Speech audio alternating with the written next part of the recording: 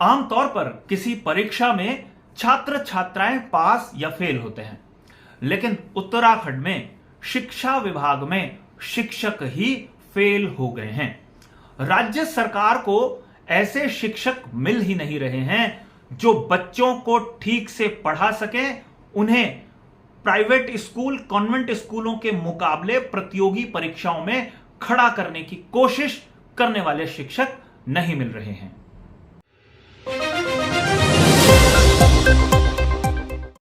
नमस्कार, मैं हूं मनमोहन भट्ट। उत्तराखंड सरकार ने एक प्रयोग किया था 2021 में।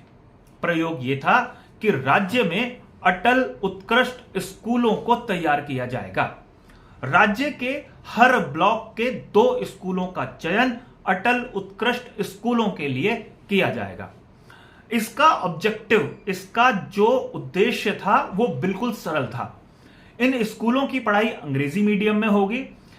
इन स्कूलों की जो संबद्धता है, एफिलिएशन है, वो सीबीएसई के जरिए दिया जाएगा।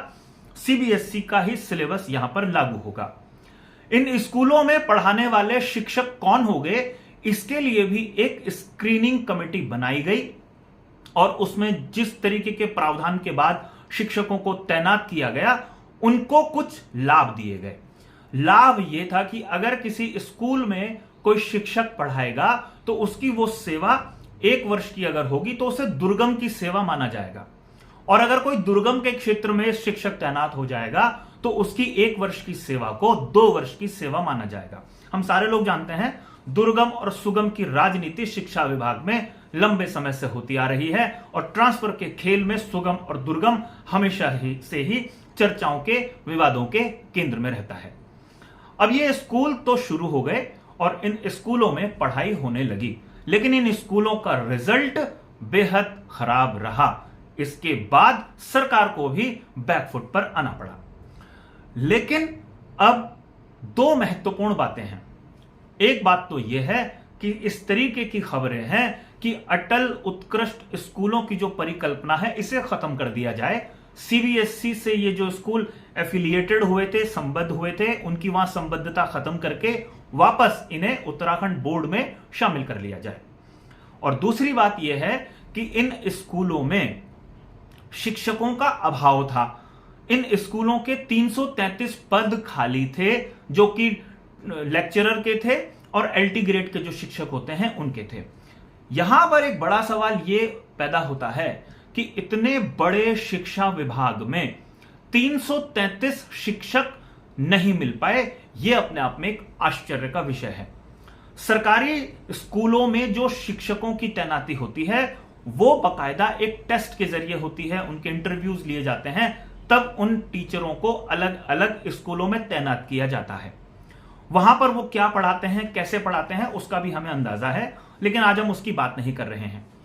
वहां से कुछ टीचर्स सिलेक्ट होकर अटल उत्कृष्ट स्कूलों में बेहतर परफॉर्म करें, इसकी कोशिश की गई ताकि पूरे शिक्षा विभाग का सीना गर्व से चौड़ा हो सके।